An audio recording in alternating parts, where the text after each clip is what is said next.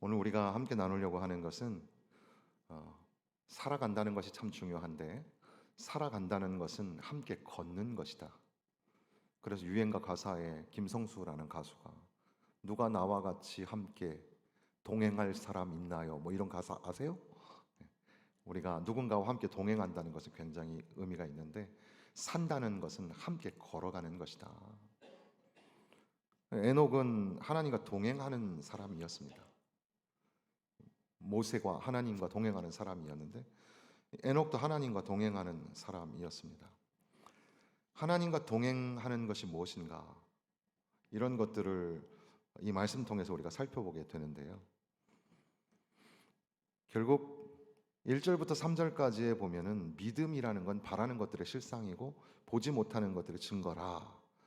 그리고 믿음으로 모든 세계가 하나님의 말씀으로 이루어진 것을 우리가 알게 되는데 보이는 것만 믿는 게 아니라 보이지 않는 것도 믿는 게 믿음이다. 이렇게 믿음이라는 대서사시를 시작하면서 그 서론으로 이제 믿음이 뭐냐 이렇게 말을 하는데 결국 산다는 것은 함께 걸어간다는 것이고 함께 걸어간다는 것은 믿음으로 사는 삶을 설명하기 위해서 함께 걸어가는 것이라고 표현하고 있는 겁니다.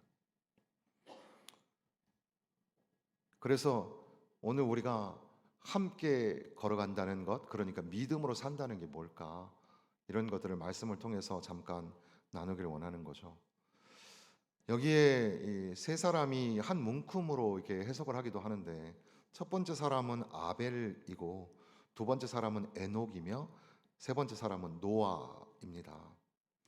아벨은 하나님 앞에서 자신의 의무를 다했던 사람이었습니다. 믿음으로 아벨은 가인보다 더 나은 제사를 하나님께 드림으로 의로운 자라라는, 그러니까 더 나은, 더 받으실 만한 제사를 드린 사람이었다. 그가 단순히 가치 있는 제물을 드렸기 때문이 아니라 어떻게 보면 아벨은 하나님 앞에 진실한 예배자였다는 사실입니다. 하나님은 형식적인 껍데기 같은 위선과 쇼의 예배를 받으시는 것이 아니라 하나님은 진실한 예배자를 구하시고 진실한 마음을 다하는 예배, 좀 음악에 서툴고 또 예배 형식에 좀 서툴어도 하나님 앞에 진실하고 착한 예배자를 찾으시는 거죠. 하나님께서는 아벨의 예물을 받으셨다. 결국 아벨은 그의 형에게 살해를 당하게 되죠. 그럼에도 불구하고 여전히 아벨의 믿음은 오늘 우리에게 계속해서 도전하고 있는 겁니다. 그래서 믿음으로 아벨은 하나님 앞에 더 나은 제사를 드리게 되었다. 그러니까 오늘 우리의 예배가 믿음으로 드려지는 예배. 하나님 앞에 믿음을 표현한다는 것, 가장 그래도 우리가 구체적으로 하나님 앞에 표현할 수 있는 게 뭘까? 그것은 예배입니다. 믿음이 좋은 사람인데 예배를 잘 안 드린다? 이상한 거죠. 예배를 소중하게 생각하지 않는다. 자기의 삶의 자리에서 그 사람은 믿음하고는 별개의 사람인 거고, 또 나도 믿음이 좀 있었으면 좋겠어, 믿음이 성숙했으면 좋겠어 라고 하면서 예배에 무관심하거나 예배에 여전히 기초적인 마음으로 있다면 그 사람은 사실 거짓말하는 사람이죠. 믿음에 별로 관심이 없는 사람입니다. 예수님께서는 계속해서 제자들에게 주목하시는 것이 믿음이었습니다. 저는 사람들을 대할 때 습관적으로 그분의 눈동자를 많이 쳐다보거든요. 또 하나는 그분이 쓰는 어휘에 굉장히 민감해요. 무슨 말을 쓰시나 이걸 많이 보는데 여러분들도 이렇게 특징이 있죠. 사람들 볼 때 어떻게 대하시는지. 저는 이렇게 말이 이렇게 흐리고 말 가지고 장난하고 거짓말하는 사람을 별로 안 좋아하는데 그게 이제 사람마다 다 있단 말이에요. 예수님은 우리의 뭐에 관심이 있으시냐? 예수는 우리 겉모양에 관심이 있으신 게 아니고 우리의 뭐 말투에 관심이 있으신 게 아니에요. 우리가 학벌이 얼마나 높은지, 우리가 재산이 얼마나 많은지 거기에 관심이 없으세요. 예수님은 믿음에 관심이 있으세요. 그래서 제자들에게 계속해서 믿음이 적은 자들아, 어찌하여 믿음으로 못할 일이 어디 있겠느냐. 믿음에 관심이 있으시다는 거죠. 그러니까 우리의 예배도 하나님은 우리에게 우리의 믿음에 관심이 있으신 거예요. 과연 여러분 살아계신 하나님을 믿는 믿음으로 예배하고 계십니까? 하나님이 나에게 강권적으로 역사하셔서 말씀하실 줄로 믿고 예배드리고 있나요? 지금도 성령님이 운행하시고 주님의 보혈의 능력이 하나님의 은혜가 넘쳐서 오늘 말할 수 없는 감격 가운데 내가 예배하고 있습니까?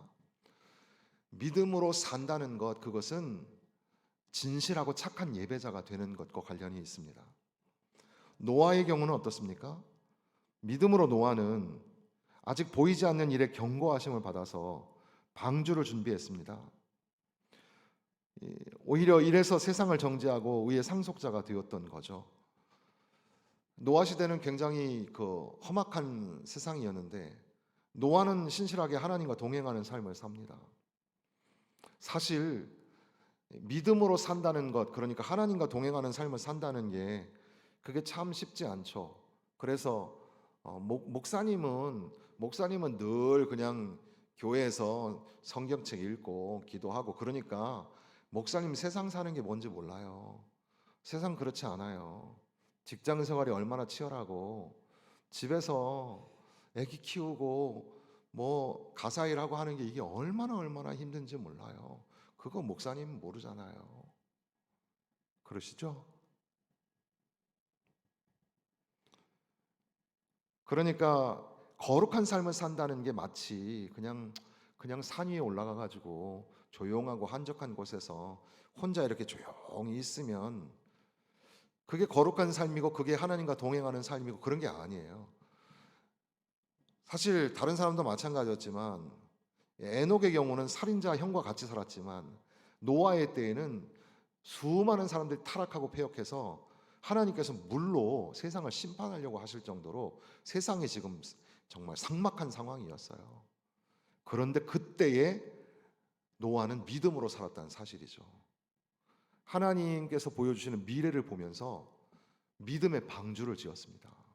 산 꼭대기에다가 방주를 짓는 거, 사람들이 손가락질하고 욕하고, 야, 저 사람 미쳤다. 이제는 뭐 혼자만 미친 게 아니라 가족들까지 다 미쳤네. 소리를 들으면서 노아는 믿음으로 하나님의 말씀을 따라 방주를 지었다는 겁니다. 결국 그 방주가 세상을 심판했습니다. 이 가운데 있는 이 에녹은 어떻습니까? 믿음으로 에녹은 죽음을 보지 않고 올리어섰다. 창세기의 기록과 함께 우리가 이 에녹을 보면 에녹도 역시 하나님과 동행하는 삶을 살게 되었습니다. 그런데 학자들이 이렇게 자세하게 살펴보니까 에녹이 그 긴 자기의 생애 동안에 항상 하나님과 동행한 것이 아니라 오히려 그가 자녀를 낳기 시작하면서 그러니까 무드셀라를 낳은 후에 하나님과 동행한 것처럼 보입니다. 그러니까 에녹은 부모로서의 책임을 통해서 자기의 심각한 도덕적 영적 한계를 느끼게 되었고 자신의 부족한 경험, 하나님의 전적인 도우심이 없으면 안 된다는 것을 깨닫고 그때부터 하나님과 동행하게 된 것이 아닐까? 그렇게 해석하는 것이 억측일까? 이렇게 신학자들은 도전하는 겁니다. 그러니까 우리가 살면 뭐 학창 시절에 어린 시절에 비해서 이제 직장에 취업하고 또 사업도 하고 또 결혼도 하고 살다 보면 우여곡절이 참 인생에 많습니다. 그 모든 과정에서 깨지고 부서지면서 성장하고 성숙해 가는 게 인간인지도 모르겠습니다. 그렇게 삶의 그 녹록치 않은 삶의 현장에서 에녹은 하나님과 동행하기 시작했다는 겁니다. 그러니까 사실 이걸 역으로 말씀드리면 아유, 나도 하나님과 동행하는 삶을 살고 싶습니다. 그런데요, 제가 요즘에 바빠요. 형편이 그렇지를 못해요. 또는 사람들이 날 가만히 놔주질 않아요. 하나님과 동행하는 삶을 살고 싶지만 사람들이 나를 자꾸 요구하고 또는 내가 사는 세상이 얼마나 치열하고 험악한지 아십니까? 거기서 하나님과 동행하는 삶을 산다고요? 라고 우리가 변명할 수 없는 것은 여기 세 사람은 다 믿음으로 삶을 살았으며 하나님과 동행하는 삶을 살았습니다.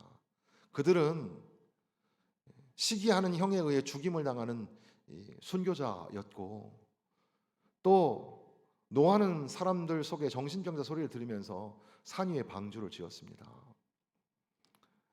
에녹은 그렇게 막 수백 년씩 사는 시대에 낳고 자녀를 낳고 키우고 하는 것 자체가 굉장한 그런 그 어려움이었을 텐데, 그 과정 속에서 하나님과 동행하는 삶을 살았다.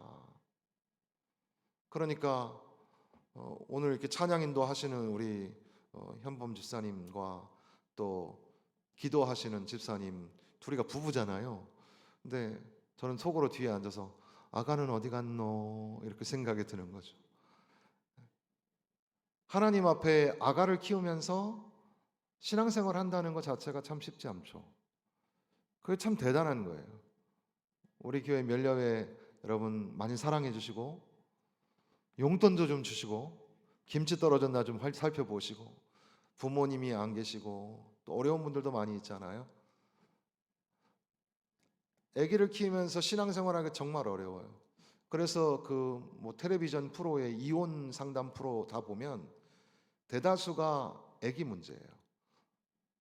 자녀 양육과 경제적 문제, 그 다음에 이제 인신공격 이건데 사랑하는 게 쉽지가 않아요. 저도 한 뭐 14번 정도 되는 것 같아요. 주례 한 개. 근데 그 중에 불행하게도 이혼을 한 가정도 있어요. 쉽지 않죠. 그러나 그렇게 어려운 상황 속에서도 믿음으로 살아내는 거, 그게 하나님과 동행하는 삶이다. 이것을 우리가 생각할 수 있겠습니다. 에녹의 제사, 노아의 순종, 아벨의 제사, 그리고 노아의 순종, 그리고 에녹이 지금 하나님 앞에 보여드리는 하나님과의 동행. 그래서 동행이 뭘까? 동행한다는 게 무슨 말일까? 이게 살펴보니까 또 사람들은 동행한다라는 말을 첫째는 동행하는 것은 걷는 것이다. 일어나서 함께 걷는 것이다 말하고, 둘째는 동행은 멈추는 게 아니라 계속 같이 가는 거다. 어려운 일이 있을 때 그냥 나 몰라 놓는 게 아니라 계속 같이 가는 게 동행이다. 셋째, 동행은 그래서 결국 그 사람의 삶이 되어주는 거, 그게 동행이다. 그리고 결국 이제 히브리서 11장에 와서는 동행한다는 게 뭐냐? 결국 그것은 하나님을 기쁘시게 하는 삶이다. 6절 말씀입니다. 11장 6절 우리 다 같이 읽겠습니다.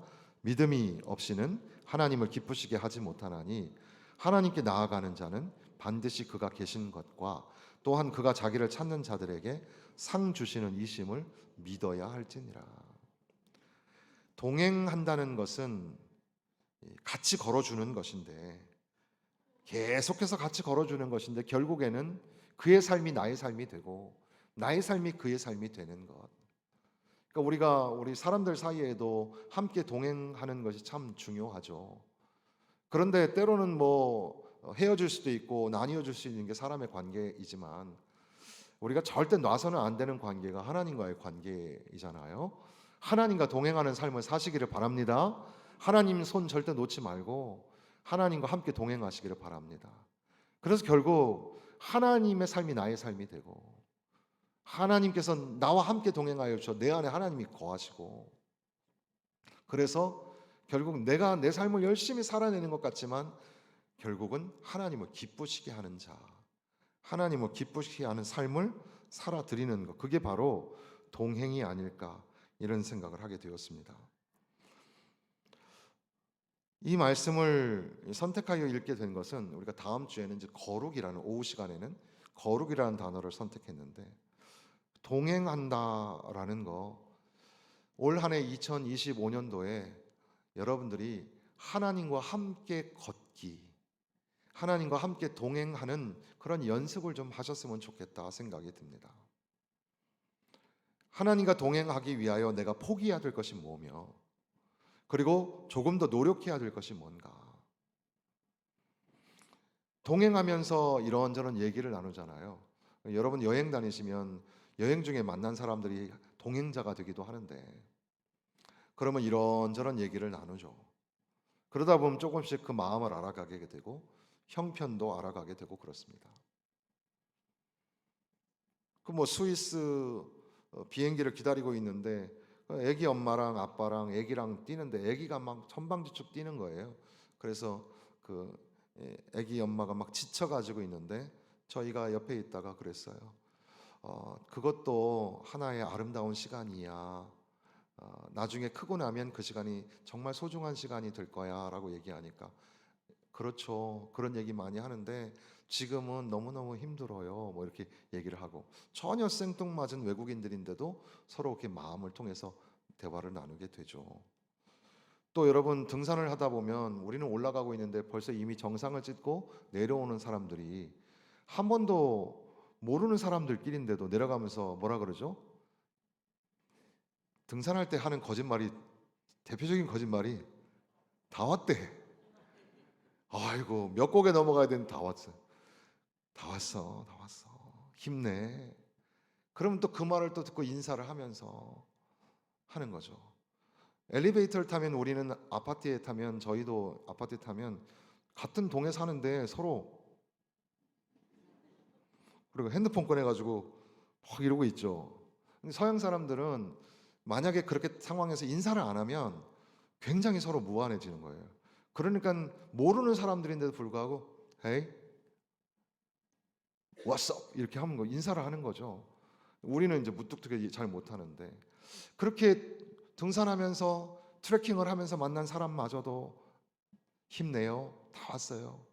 이렇게 서로 격려하는데, 하나님과 동행한다고 할 때 때로는 하나님에게 하나님 나 힘들어요. 하나님 참 속상한 일이 있었습니다.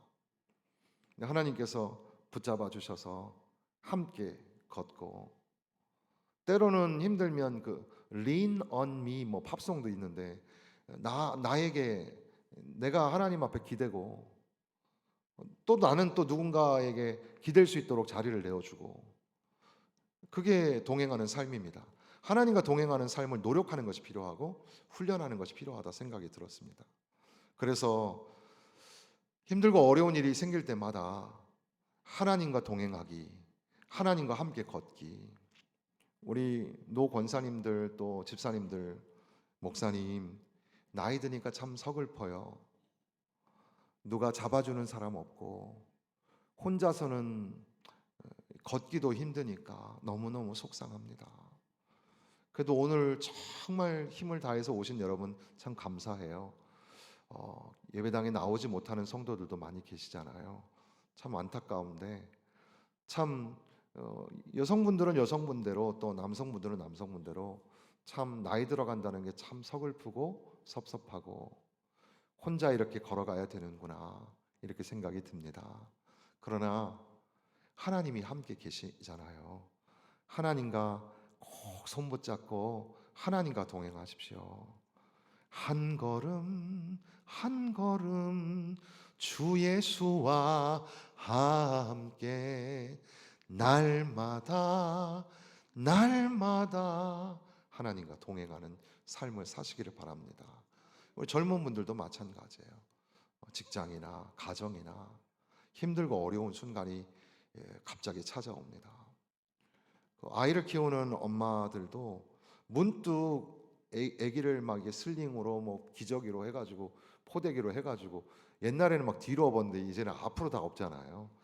이게 얼마나 무겁고 힘들고 수시로 울어대니까. 근데 갑자기 어느 날 갑자기 우울증이 찾아오는 거죠.